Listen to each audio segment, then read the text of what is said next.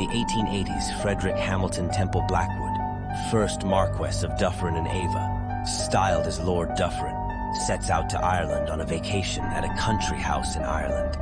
His carriage riding through the road as he pokes his head out to take in the elegant beauty of the countryside. His carriage finally arrives at the country house, and Lord Dufferin receives a warm reception from his host and is well entertained. One night, while trying to get some sleep, Lord Dufferin is suddenly awoken by an eerie sound in the courtyard. He gets up, startled, and goes to the window. Lord Dufferin looked out onto the courtyard and sees a ghastly image of an old, pale-looking, extremely ugly man with a crooked nose, blonde flowing hair, hunched over and carrying a red coffin in the moonlight. Lord Dufferin is utterly repelled and shocked by the sight of the pale, ugly-looking man and calls out to him, "What have you got there?" The pale, ugly-looking man lifted his head, said nothing, and walked away into the forests and suddenly disappeared. The next morning, Lord Dufferin relates what he had experienced to his host, who was at a loss to explain the strange apparition.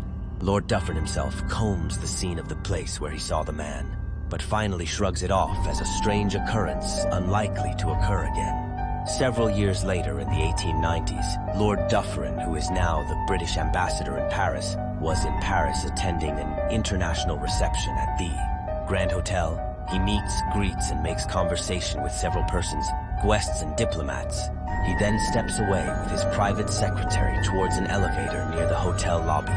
As Lord Dufferin awaits the elevator, he sights the elevator operator and recoils in shock and disbelief, as the elevator operator is none other than the same ugly pale man carrying a coffin he had seen several years ago, back in Ireland.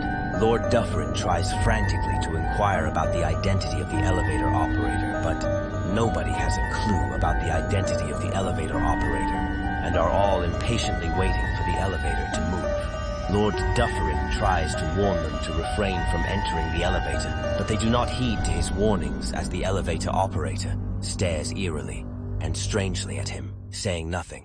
Lord Dufferin's private secretary interrupts and tells Lord Dufferin that it is futile trying to convince the persons there not to enter the elevator, and that it is better they leave and go to the hotel reception to get more information on the identity of the strange elevator operator.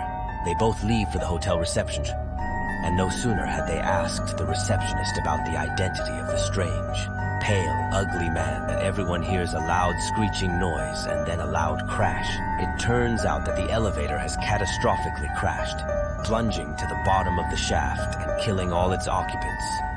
The receptionist replies they have no records of the strange elevator operator. As Lord Dufferin hears the commotion, he quickly rushes to the first floor, where the elevator lies with all occupants dead on the floor, their bodies broken, bleeding, bruised, and battered, a sight too grim to behold.